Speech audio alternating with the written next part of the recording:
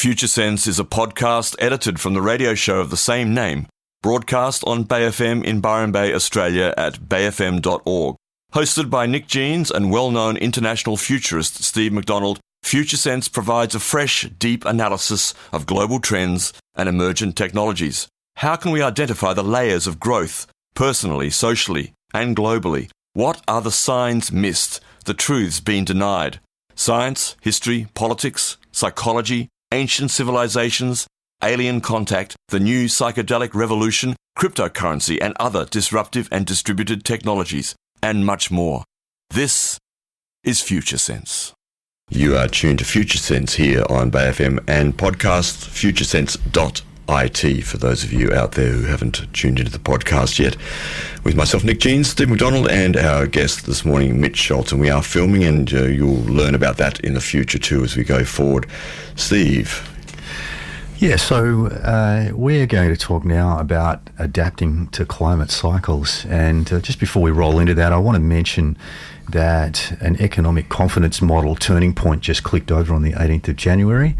And we've been talking about the lead up to this since 2018 and reporting that it's a turning point that's been forecast by Martin Armstrong's computer algorithm, which has a pretty good record for predicting economic things in particular.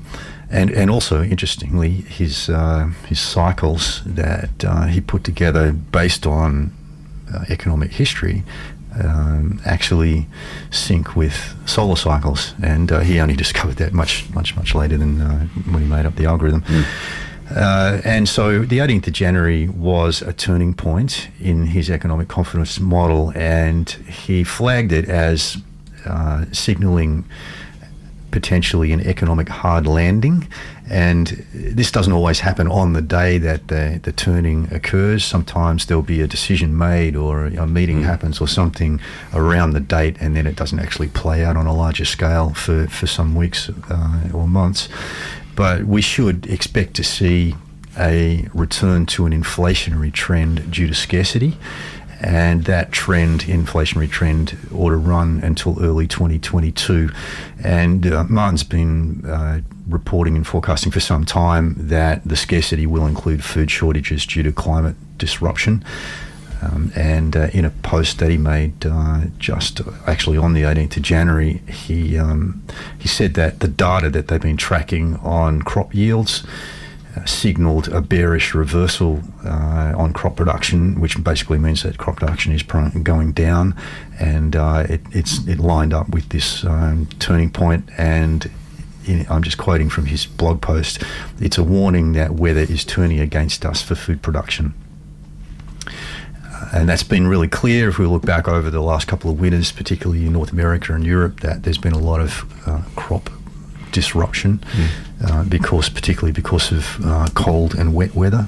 And we saw that polar vortex come down over North America and dump a whole lot of snow, which then kept the ground frozen way past its normal time of thawing. And then when it did thaw, of course, everything was flooded from the big melt. And so the growing season has been much shorter than usual. And the consequence is less crop production, so there'll be a scarcity of certain food products, which will drive prices up. And of course, it's just been reported actually this morning or in this period after the fires that there will be a significant reduction in production of particularly fruit and vegetables after the fires, and prices are going to go up with regard to that natural catastrophe that's occurred as well. So coming from all directions in one way or the other. Yeah, indeed. And Compounding, yeah. Yeah, not good news, but it's good to know that some of these sources that have predicted this are showing up as being reasonably accurate. So let's talk about adapting to climate cycles.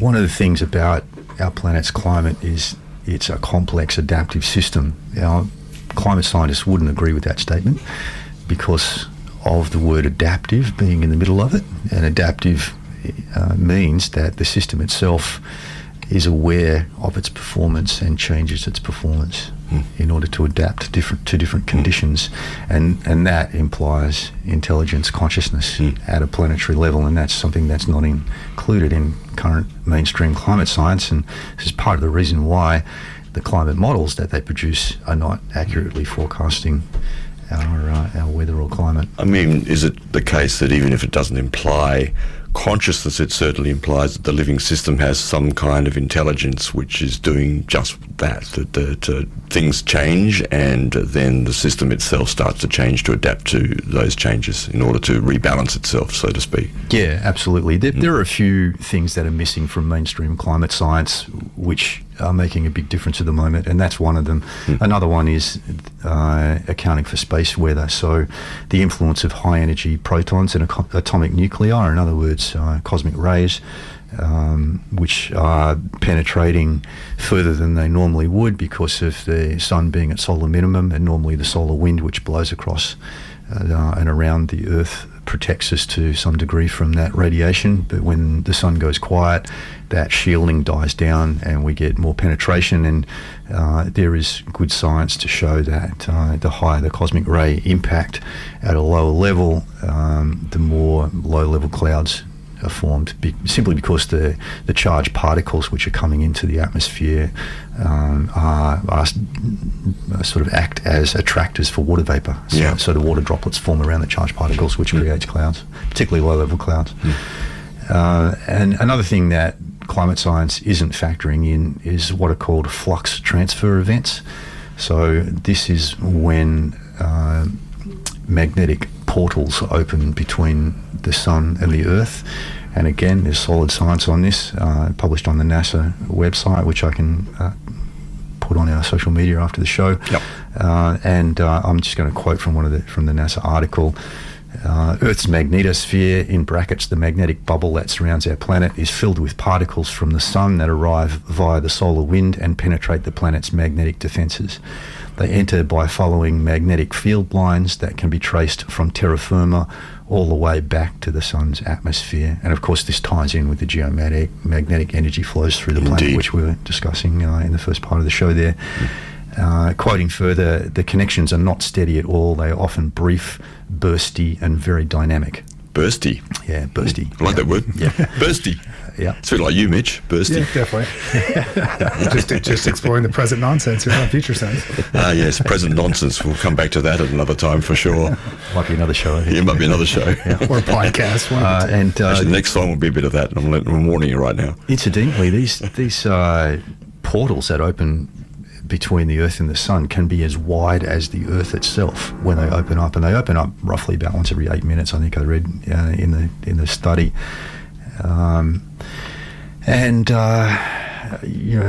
So the fact that these things are missing from our climate science means that our climate scientists, when they're putting together these computer models, and it's the computer models which are giving us all of the information that's all over the media at the moment and being widely discussed, that we're supposedly going to, increase the global temperature by 1.5 degrees or 2 degrees over so many years and all this kind of stuff. It all comes back to the computer models. So if the computer models aren't accurate in terms of what they're factoring in as the influential factors, then the output's not going to be accurate either. And so we've got our climate scientists working on the assumption of a dumb, closed system that's not being impacted particularly by the magnetic influence of the sun.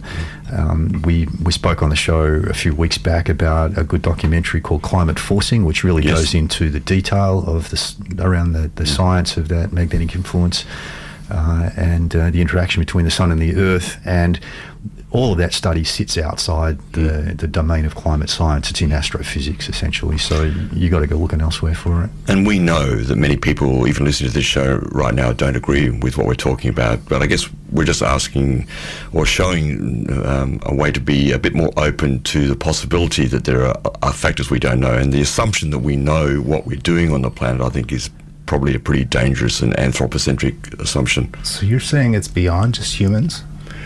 I just want to make sure I understand this correctly. Yes, there are other influences. And including, we're getting some strange buzzing here, no doubt.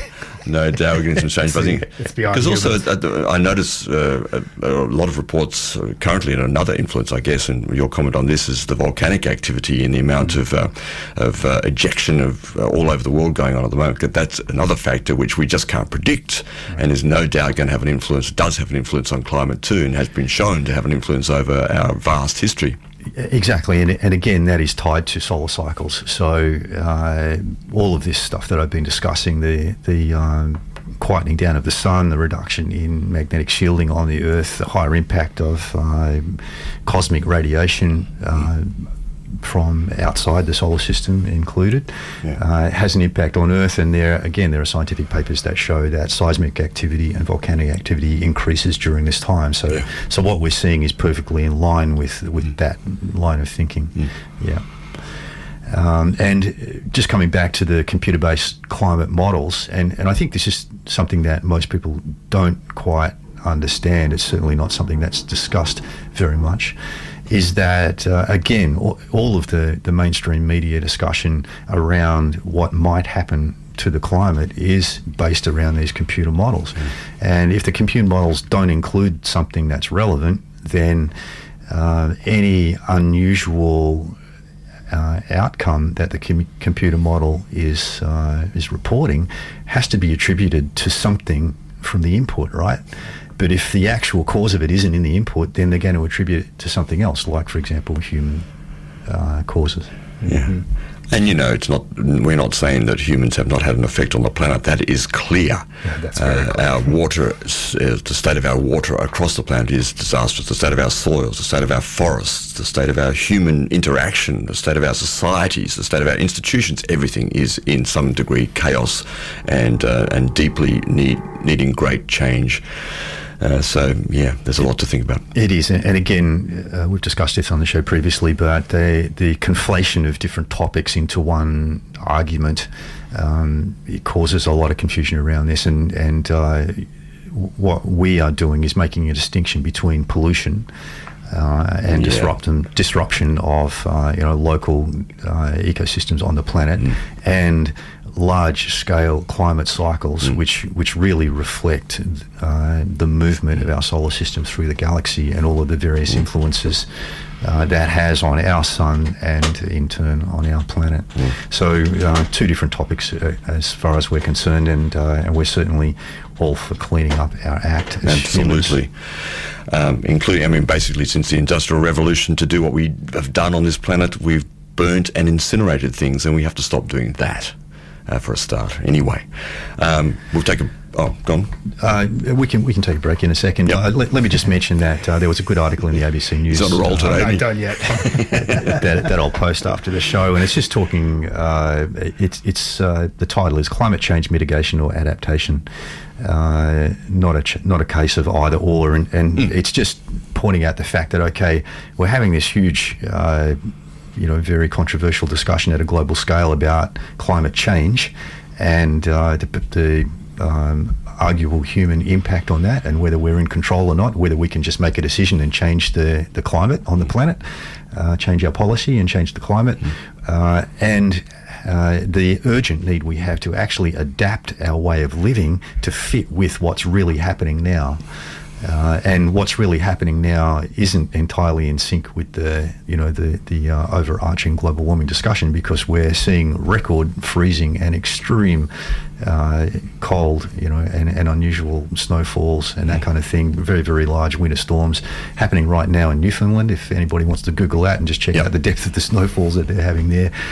So what it does fit with is the classic change pattern in a complex system, where a complex system goes through a phase change, and its performance will spike in either direction. And it basically goes into oscillations or gyrations before it settles down into the new pattern. The amplitude increases, basically. So what we're facing now is the need to urgently adapt to these wild oscillations of extreme heat and extreme cold. One thing that just popped into my head, I was reading an article recently about human temperature. It's always been 98.6, and we know that as 98.6, but we have slowly been going down a little bit, and they were saying that the average is about a degree or two lower than what we had normally calibrated. I'd be interested in seeing the source for that. I'll poke that out, and we'll pull that out. That just popped in when I'm thinking here about the adaptation aspect of what's happening with humans. For those who are listening and are familiar with the metric system, that was Fahrenheit. Excuse me. So don't be concerned. It's not 98 Celsius. That would be a big change, wouldn't it, folks? Luckily that Steve and I are old enough to remember Fahrenheit. That's right. You're tuned to Future Sense with Nick Jeans and Steve McDonald. Engage, emerge, activate, and spiral up. Yes, you are. And in the last few minutes of the show, and thanks to all of your calls for the book, we'll do the draw shortly. I think we'll have to close it down absolutely now, but we'll be giving away others in the future as well. So it's now 10:42. Where are we going to summarise today? Goodness me, time's flying today. Is it not? I just want to talk a little bit about Kryon. We often mention Kryon on the show. Kryon is a channeled entity that comes through Lee Carroll, an American engineer. And Lee has been channeling Kryon for about 30 years. And again, this is one of those kind of out there sources that many people might find a little bit difficult to digest. The interesting thing about Kryon is, though, that he has a history of predicting scientific breakthroughs quite accurately. And so what he says tends to work, and that's why we're taking notice of him. In a recent session from Phoenix, Arizona, I think, which was recorded on the 20th of December, he talks about climate cycles, and he talks about how the planet is going through gyrations of both hotter and cooler extremes, and we should expect it to settle into a cooler climate long term, which fits with our own investigations, which are based on the inclusion of those things that I mentioned before, which aren't included in mainstream climate science yet. And Kryon's saying this is a normal type of behaviour during a climate phase shift. So, in other words, a large transformational change that's taking us from one era into another in terms of climate. It's normal to get this radical oscillation during the actual transition itself. And Kryon's saying that as part of this process, life will be replenished, beginning in the oceans. There's already scientific evidence of that. In the Antarctica, that's right. And the southern hemisphere usually leads the way with that life replenishment, and that's part and parcel of the cycle that is what we call a mass extinction. That's the way it works, and when life is replenished, it's replenished in new and bountiful ways. And it seems Australia has a leading role to play in this process because of our situation, our position in the southern hemisphere, and because we are copying some of the early stage extreme climate conditions, aren't we? And as we mentioned the other week, on the other hand, we sit on one tectonic plate, this country, which does leave us somewhat immune to some possible major earth changes, such as earthquakes and so forth, because we float on one plate. That's true. So in some respects, it may be more stable here. Yeah. So Kryon is pointing out in this latest message that he's been predicting this for a long time, but basically it's here now. It's like we don't need to wait any longer. It's actually happening. We just have to look around us and see what's going on. He talks about the polar vortex traveling down into North America, saying that's going to be a regular occurrence. He also spoke quite specifically about the fires in Australia and said that we ought to start adapting to that as it's going to be also a regular thing for us in the foreseeable future. Which is not good news, but it's good to know that we ought to expect it so that we can do something about it. He's talking about in areas that where the extremes are cold. He's saying that in the future, immediate, in other words, very, very fast freezing temperatures are going to be a major threat.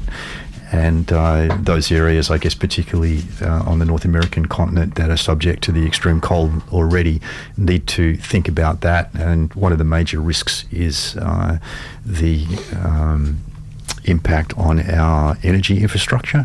So the current ways that we produce electricity and transport it around our different nodes of civilization, the poles and wires, are going to be subject to damage from this extreme cold.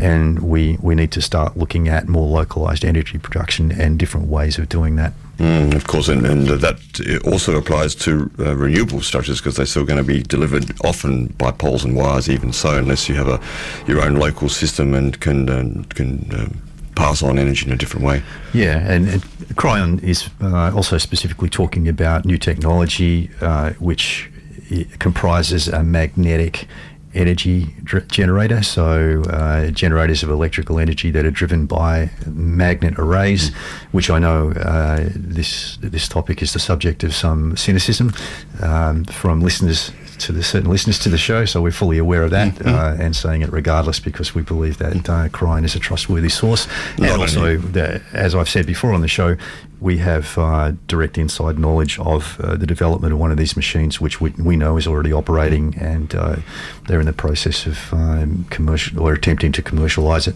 And not only that, of course, through all of human history, and particularly in the last few hundred years, there's been discoveries that were completely poo-pooed over and over again in the beginning, and then suddenly they're part of our life, and amazing technology has emerged out of situations where people go, that's impossible to do. Yeah, and we'll have the benefit of this technology eventually here in Australia as well, and these engines require almost no maintenance. They basically run on magnets, and once they get going, they're more or less a perpetual electrical energy generator. They can be buried underground because they don't need to be refueled. And there's almost no maintenance. You only have to really worry when the bearings start to run out in the rotating parts. So those will be a godsend when they do become available, and we'll certainly keep you updated on any information that comes to us about the availability of those generators. Yeah. Kryon also said a couple of interesting things, very specific things about Australia. He said that because of the widespread damage this year, that we should expect this year to be the last year of bushfire insurance. So that's something that we ought to know, pretty soon, whether that's going to be an accurate prediction or not. But that's certainly something to watch. And he's also saying that in the long term, Australians need to move away from the farming practices that have been so widespread here in the past. And I've been watching much of my life farmers crying on TV about how they're having so much trouble maintaining the farm, and it's been in the family for so long, and they feel bad about breaking the family tradition, and they're still trying to make a go of it, but the weather's not supportive, and the climate change is impacting, usually through drought. So it's kind of been headed in that direction for a while. Yeah, and it's part of the Australian character to carry on regardless and to go up against the tough conditions and keep on doing what you always did, in a sense. And we've done a great job here, even though we've imposed our European practice on the indigenous world here. We've got some strange things going off here. I don't know where that's coming from. If you're hearing that, folks, don't worry about it. Also the drill that's going, I think, in the community centre downstairs, so we apologise for that. It's not us today. That's right. I was going to say, this is not a drill, but it actually is a drill. Someone's just written in and said, a man in Cairns invented magnetic power, perpetual motion about 10 years ago, was in the paper one day, then never heard about him again. Yeah, there is a lot of history of that sort of stuff. There is a lot of history of that kind of stuff. Just because I know we're running short on time now, we're almost at the end of the show, I just want to relay a couple of other messages that came through Kryon, and I will post a link to this if you want to listen to it directly. Kryon has suggested that to mitigate the fire risk here in Australia in the future, that we could look at clearing areas up to 1.6 kilometres around our infrastructure. So if you're on a cattle station, clearing the tree line out to 1.6 kilometres and ploughing it back to dirt, so there's literally nothing that's going to burn in that circle. And if you think about the scale of the recent fires and the fire storms, the fire tornadoes that we've seen, which suck burning embers up into the air and then drop them down, miles ahead of the fire, you'll see why this kind of extreme action would be required in order to protect. So firefighters become ember fighters in the end. That's right. He talked about repurposing because these fires are too big to fight. We've found that this year in many cases that the firefighters are repurposed to simply put out spot fires that fall ahead of the main, and particularly near to infrastructure. Yeah. He also spoke about tapping into underground water. Of course, we've got the Great Artesian Basin here, which we've used to some extent for farming, but there's still much more water underground here in Australia that we're able to tap into for fighting fires.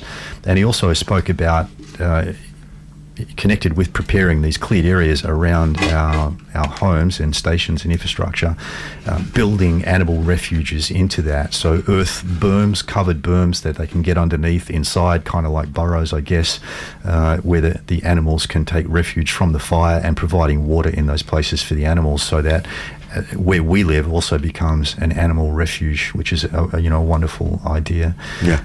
And he predicted the employment of something called fire nets. Yes, that was very interesting. A kind of net, he said, which hasn't been invented yet, made of a non-flammable, non-melting material, which can be draped over whole buildings. And the idea of this net is to catch burning embers before they get in contact with the building itself. So again, that's another prediction that we can watch and see. Fascinating stuff. If it comes true.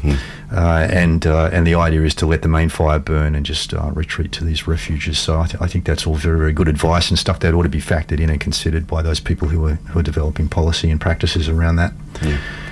But generally, I think it's true to say that the extreme fires are going to and are already guiding us to reconnect with nature more deeply and to think about living in harmony. If we're going to continue to live, embedded in nature, we need to live in harmony with nature and come up with sustainable and regenerative practices.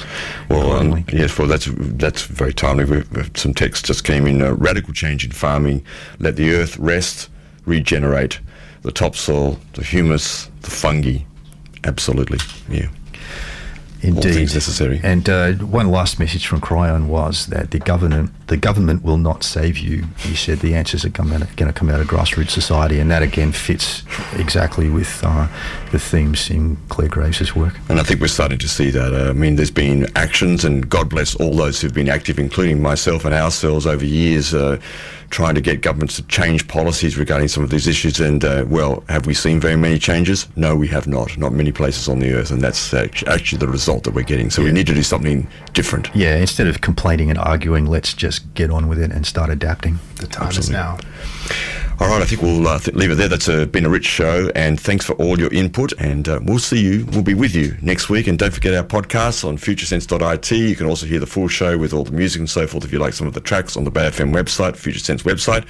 And the podcast comes in two parts, as you hear, which when it's edited down within a couple of days. And thanks to Dina Sharrock for doing that for us, and all of our team out there who came to Uluru. Oh, makes me...